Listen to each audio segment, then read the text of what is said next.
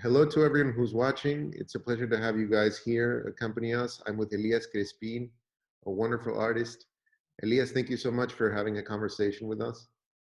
Sure, it's my pleasure. Thank you for inviting me. Well, it's our pleasure. It's a privilege to have you here. We're very big fans of your work. We have the great fortune of having it here at Sicardi Gallery in Houston, and also the Museum of Fine Arts in Houston. We've been enjoying it tremendously on repeated visits to your work. So congratulations for that. Thank you. And more importantly, congratulations on being featured in the Louvre Museum. It's a crying shame that more people can't get to enjoy it quite yet.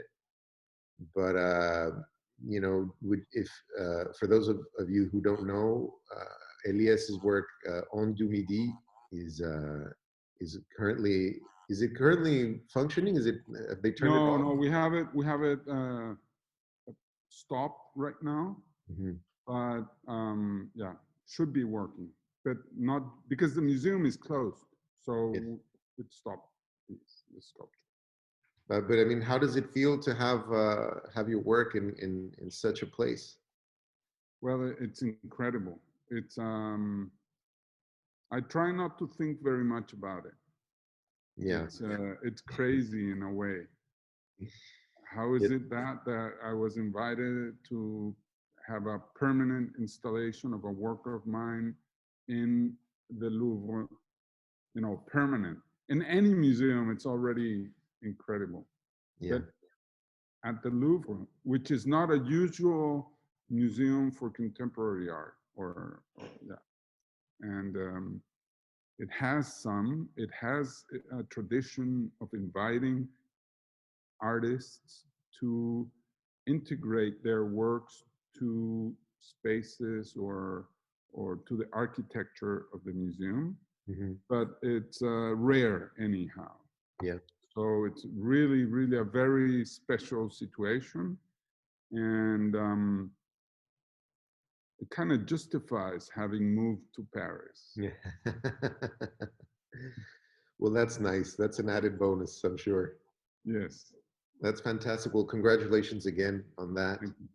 And I had a question for you. I mean, as an artist, I mean, I don't know if many people, I'm sure many people who are familiar with you know, but in case they don't, your grandmother was the artist Gego, Gertrude Goldschmidt. And my question is, how do you see yourself as an artist within that context? You know, especially if art is, you could say, I guess, that art is a conversation.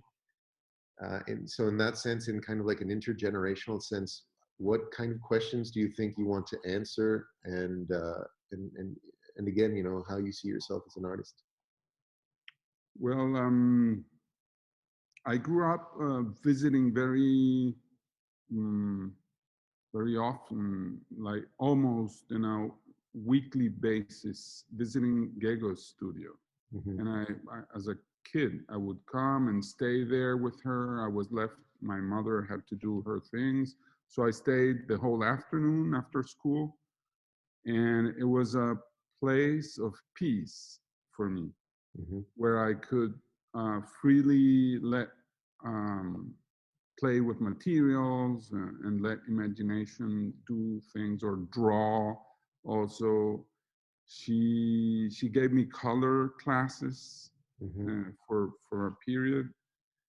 So without knowing or even projecting myself as an artist at all, I studied computers, and I worked on computers for a good period. But yeah, something was missing. And I think all that early period was latent there, that influence of you know, not just material or aesthetics, but the the how an artist works in a daily basis, what her day-to-day -day, life as an artist was. Yeah. Because, you know, not just material or aesthetics, but the how an artist works in a daily basis, what her day-to-day life as an artist was. Because, you know, not just material or aesthetics, but the how an artist works in a daily basis, what her day-to-day life as an artist was. Because, you know, not most of the time, what one sees from an artist is the finished works. And you don't have that close and intimate relationship with how it is that the artist comes out with that work. So I had that, but in a very natural way. It was, you know, we all, most of us have had our grandmother's influence. You had, or most of us do. And we got nourished by that influence in some way. So I was lucky to have her as a grandmother and have learned her way of many things.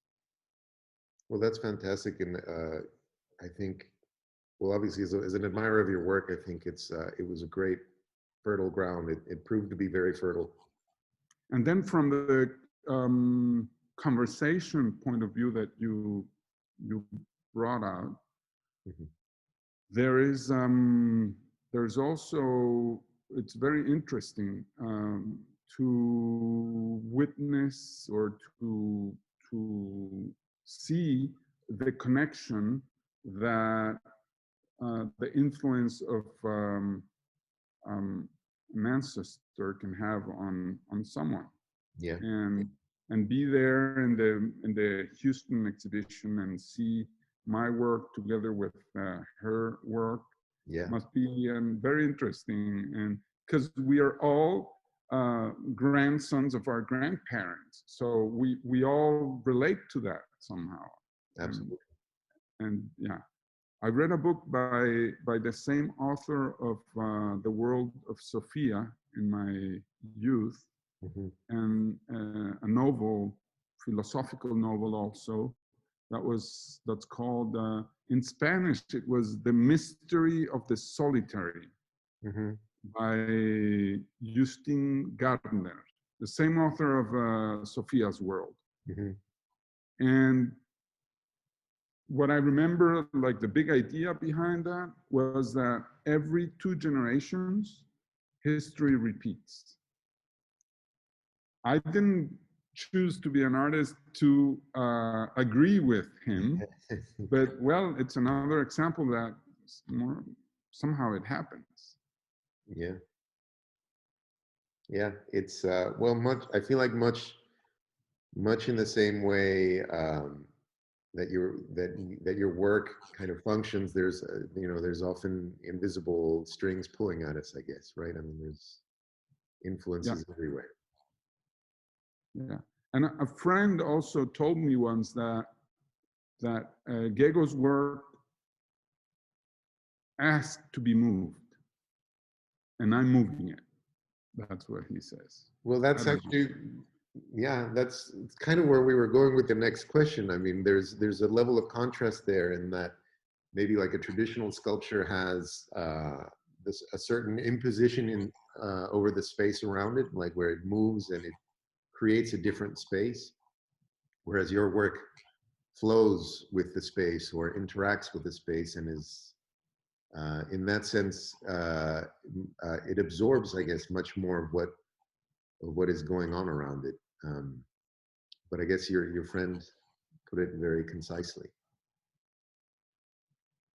Yeah. So, was that a question? Well, I guess it's if you want to comment on that further. Yeah. Well, you know, at the beginning of my artistic career or my artistic life, I didn't like talking about Gego. Yeah. Because I don't want to leverage her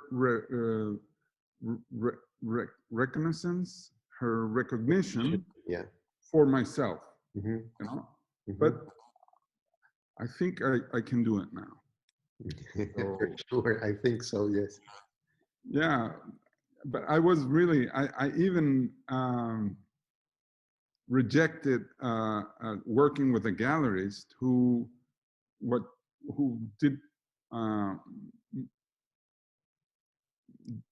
who put on her webpage all this story about this grandson of Gego. Yeah.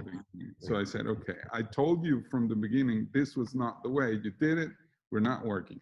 Yeah. So I was very tough on that, Yeah. but not anymore. I'm not implying anything here, by the way, but it's just so that you see that there's been an evolution there, and I'm very happy. I love her work, and every time I see exhibitions of her, it's like an injection of goodness that I Yeah. receive and inspiration. It's wonderful. Well, I mean, I certainly, as you know, from my personal experience, as someone who admires my parents, I think I can definitely empathize and understand the impulse um, of trying to separate yourself and find, and especially, you know, as an artist, it's incredibly important to have your own identity. Mm-hmm. And but at the same time, you know, I feel like there's just, first of all, I feel like there's kind of this human temptation that it's so hard to avoid of making that connection.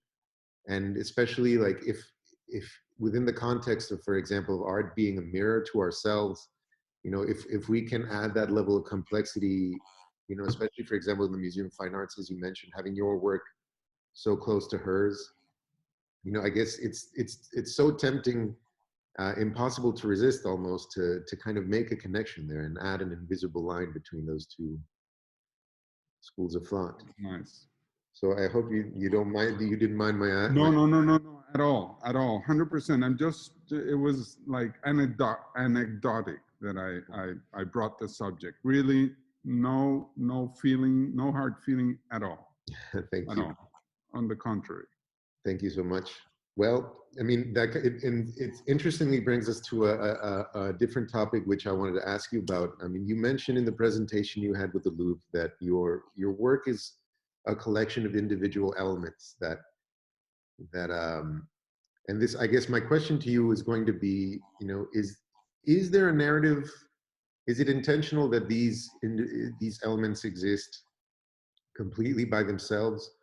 Or do you find some sort of narrative that unites them, that unites kind of these individuals as a whole? Actually, this narrative about individuals that are behaving as a collective is it's an afterthought Mm-hmm. of the work. Mm-hmm. So I can see it once it's there, and I can relate and also acknowledge that it is important to have that reference, because we are individuals that act as collectives, as humans. Mm-hmm. So I didn't do the work because of that, Mm-hmm. but it's there. It has individual elements behaving in sync, in a certain synchronization, in certain synchrony, and they are like a collective behaving. So we can establish the metaphor of the society or the communities working as a group of individuals. And I like very much that thought, but it's not actually what inspires me Mm-hmm. to, or let's say what inspired my first idea of doing my works. Mm-hmm. This first idea was actually maybe the most important moment of revelation for creating the work. And then I've been doing revisits and experiments around that very first idea. Mm-hmm. I try to distance myself from previous works in new works, but sometimes it doesn't happen. Sometimes you have to reuse an idea and exploit it. I make a series, for example, Yeah. of similar ones. And then you've seen I don't know if I'm going off topic a little bit, You've seen the wall piece. Yeah. So I added this very organic new material. I tried with it and it worked. I think it's a very, very, I had, it's very ground. It brings the work to ground in a way. Mm-hmm. I had friends with a farm where they made wall tapestries, Mm-hmm. the ancient way in Venezuela. And I think that gave me this relationship with the material, and there I am with it. So, and there we go. We'll see we'll see. And it's interesting in terms of the evolution of the work. It's it depends. It's not just imagining what else to do and how to do it. It's also developing the technological fundamentals or basis that will support that idea. Of course. So it's a lot of work sometimes to make those evolutions. There are a lot of elements in balance in one of my works. Absolutely. There's gravity, there's speed, there's the weight as a consequence of gravity, there's the strength of the motors, the size of the pulleys, the strength of the string. Everything has to be in balance in order for it to function properly and pass the message in that art conversation narrative. Absolutely. Well, I mean, I think one of the questions that came up as I was watching your presentation with the Louvre, and now that you mentioned the specific technical aspects, I mean, I find that there's an added dimension to the ones you mentioned with your works, in that and that dimension is time. I feel not only the time that it takes for a cycle to be complete within your work, but also the time, if, for example, compared to a piece of marble, your works have a certain consideration to, with regards to lifespan as well. So and maintenance. Yeah. That I call technical conservation. Exactly. So, I mean, I guess there's a number of questions in there that but I mean, the first, I guess, is kind of just a curiosity about, the degree or your relationship with technical challenges and to what degree that shapes your work. And also, I guess, I mean, something that we can talk about after you answer that, is again, there's narrative that is suggested by the function of time within the cycles of your work. But I guess, I mean, I don't know if you want to comment on any or all of those things. Sure. Well, first, the most interesting is the time involved in the actual work as a moving sculpture or a moving elements. It's and that refers to, well, what is time, and what is movement, and what is matter, and what is space. So all those these variables or aspects of reality are taken into account in my work. And it's interesting, the type of technology that I'm using, it's called stepper motors. Stepper motors move one step at a time, and the computer that controls the whole sculpture is telling each one when to move that little step at a time, and everything synchronizes. Does the reality work like that? That confronts me to the question. Now, when the spool, where the strings that support the elements, when the spool turns, it turns one step at a time. Now, between one step and the next. This technology doesn't position that spool in the intermediate positions. Mm-hmm. Is reality like that? Are we talking about quantism, or is reality a continuum and we could, go smaller and smaller and smaller in terms of the amount of movement, and it would get into a point where there is an infinitesimal, infinitely small amount of time that requires that unit of infinitely small unit of movement to happen. So it seems to be a paradox. Yes. And I like thinking of those things when I'm looking, not when I'm creating, because that requires a lot of concrete thinking and engineering-like thinking. Yeah. But in the moment I'm composing the dance or just watching the sculpture evolve, then I let these kinds of thoughts go freely. Well, I mean, I think that's fantastic, and I can definitely see how contemplating quantum mechanics might be somewhat counterproductive to making a beautiful piece of art. Which, I mean, in some ways, your art kind of reminded me of like an sort of like a theory of everything. I mean, I guess you've already mentioned that maybe it's not something at the forefront of the process of creation, but I it's obviously something that I guess is drawn inevitably from watching your work. Well, my father is an anti-quantist, and I try to agree with him. He's got his theories. I don't know, maybe they are right. Yeah. Anti-quantist in the sense of these that duality thing. So he has his mathematical models that are better than some of the equations of classical quantism. So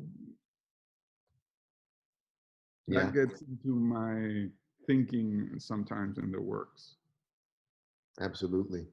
Well, I mean, this could be, I guess one could argue that, my questions to you are kind of just my trying to impose certain ideas on you and your work. And the next example of that would be sort of puppetry, if you will. I guess there's a degree, there's a somewhat of a parallel in specifically speaking in terms of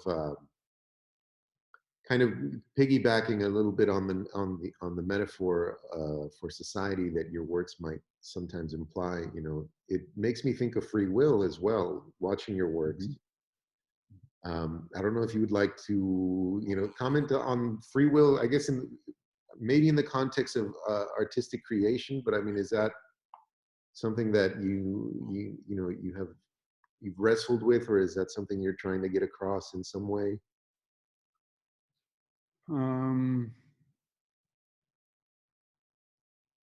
So far, I've been somehow mechanical in terms of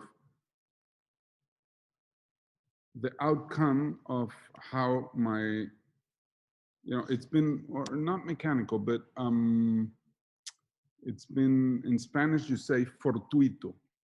The way the works behave.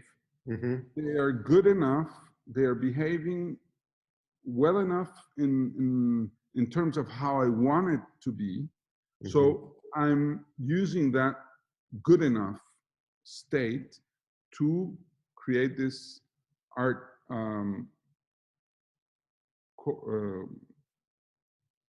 art cuerpo, or the body of work. This body of work, yes. But, and that requires an effort on development, and I'll sit down and work on that at some point. It's adding randomness to the behavior of the works. And there are many ways, there are many rules that one could add to them, and I haven't sat down and worked on that. but it will happen at some point. And that randomness cannot, you know, what I've thought about free will is that full freedom doesn't work. You know, 100% freedom means chaos, chaos.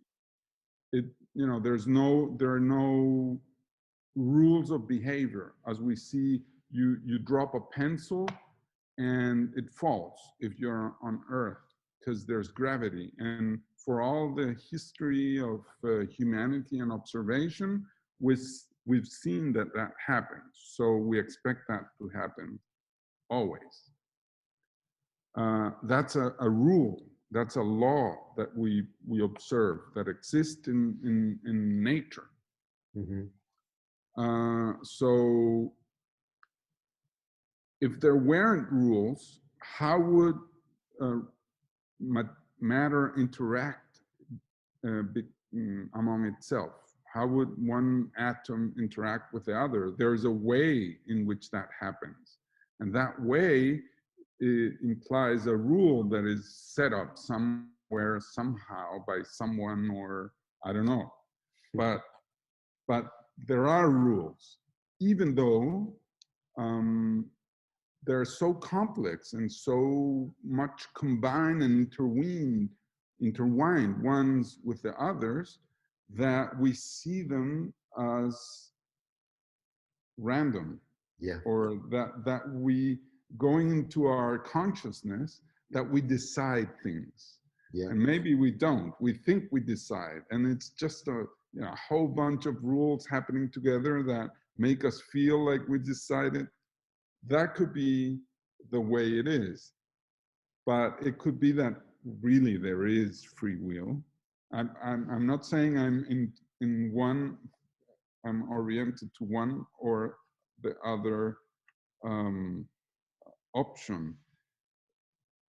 But let me work randomness on my sculptures, add randomness with rules, like, you know, the ring. If I'm going to use a ring in a work, the ring is a ring. I cannot have it behave not as a ring unless I do some other things. I disintegrate it and reintegrate it. But I have some constraints which I have to respect. But within those constraints, I'm looking forward to adding randomness. And that randomness could be, well, any shape, or it could be also, you know, rules of behavior that define the relationship between elements. Yeah. So there's one element that is controlled by my choreography, and the rest follow according to the rule that is defined. So I have those thoughts. I don't know if that goes around what you were asking or not. But. Absolutely. I think it is fascinating. I think yes, I think very much are the questions that I get from, I mean, that and other things, but from watching your works. And in terms of the subject of randomness, I was wondering, if there was ever a moment, or if there still is the moment where you, because of the computerized element within your work, do you plan on, or do you ever think of, the function of AI in the future of art, or, in terms of adding an element of randomness, is that something that you looked into or consider? Well, I had the opportunity to study some aspects of AI, specifically what's called deep learning. Mm-hmm. I've worked in helping in the development of deep learning algorithms. So I've used them. I've applied them to theoretical problems. Now, I haven't yet got the grasp of what it is to apply, or how could one apply artificial intelligence to art. I've seen works of art that say they are based on deep learning, but I don't understand how they work. I don't know what are they doing? What are they learning? What is, you know, is it just a fancy way of calling it something that it's much more basic than what I'm thinking? Or I'm not sure. You know, you see my work, and I hope you see some poetry and some delicacy and some intention of goodness in a way. I don't know. That sounds a bit the good and the bad, but some sort of technology applied to a benefit for perception in this case. Yes. So I need that in the outcome of my works, that there is this poetry, this slightliness or delicacy. Yeah. How can I add this? What would it be to apply artificial intelligence to create something poetic? That is something I still am asking. Yeah.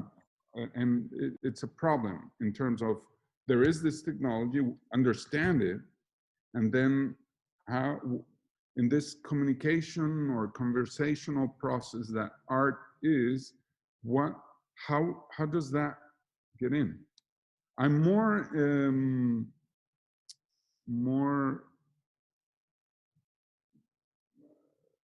I'm closer to using some virtual reality techniques, talking about new technology techniques into works. But yeah, I'll work it out at some point. Maybe, yeah, I'm too late. I should have done it earlier to get into this NFT. Yeah, NFTs, yeah. NFT wave. Yeah. But yeah, I think there's the screen, and the virtual reality screen is too clean. It's theoretical. Yeah. So that's the part that I don't like. It's pure thought only. Yeah. And I think thought has to be combined with matter. Yeah. And that's what I do. But nevertheless, I think it might be interesting to explore the virtual reality realm with my sculptures. Well, I did one simulation where you could fly around one of my monumental installations in the Grand Palais in Paris. here in Paris. So it was interesting. You could download the application and you would get immersed, put your VR viewers, and you would fly in and out of the sculpture, and from there you can multiply it and make it infinite sculptures dancing, and then you can maybe able to choose colors or things, but it becomes a bit gadgety. Yeah. I think maybe I can finally get something, but that's another idea. The thing, I got a bit demotivated because I tried to publish it, and Apple responded, "It's too simple an application, so we won't take it to the Apple Store." All right. So and I insisted and I tried, and they said, "Too simple. It doesn't have enough functionality." And it was a reproduction of the actual work in the Grand Palais. Yeah. Having the same dance, and you could fly and dive around the whole space with this. I thought it was wonderful, but Well, I guess I think that brings up like good and bad ideas. Like on the one hand, if supposedly art can't be a function or tends not to be a functional object, I guess if it's not recognized as functional by Apple, then I guess it's a plus in Okay. terms of its artistic value. But also, it's incredibly scary to have Apple be the filter through which we're going to live our lives, you know, and especially in the context of virtualization, of the possible virtualization of human beings, which maybe sounds kind of like a science fiction idea, but we're sort of, you know, 3 steps in that direction at the Yeah, moment. but that's temporary because the technology is going to evolve, in my belief, Hmm. and it's going to get rid of those filters like Apple filter, or there's going to be the platform, if it's iOS or Android or the other, it's going to be irrelevant, Yeah, and there's going to be a more I think more. It has happened along technological evolution with networking, for example. hmm, Now you plug your computer into a network. You don't care who made it, who fabricated that very connector, or the protocols or the operating systems that are running the servers. You don't care. true. So at the beginning, you would care because they were not compatible. You had to have them all of the same kind. Now that we've arrived at a point where it integrates. And of course, Apple is making money and the others, so they try to keep that. But I think it's gonna jump that. Well, I certainly hope so. And you know, it kind of reminds me a little bit about the questions that we were talking about before in terms of AI and how, I mean, I guess what it points out is that ultimately the thing of value is the idea, right? I mean, and that's kind of, and I guess NFTs must be an expression of that.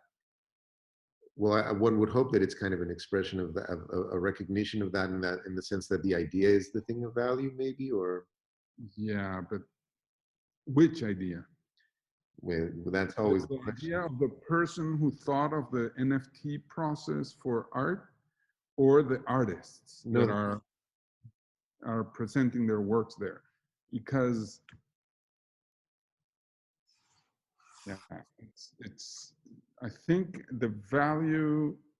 Yeah, I don't know. But I feel like the value that's being assigned to these artworks is being assigned because of the speculative value, hmm, and not because of the actual value of the artwork. yeah, And I think there's a disconnection there. Yeah, that shouldn't be. yeah. I mean, there's definitely there's definitely a great tension between two things, I guess, in that sense. In that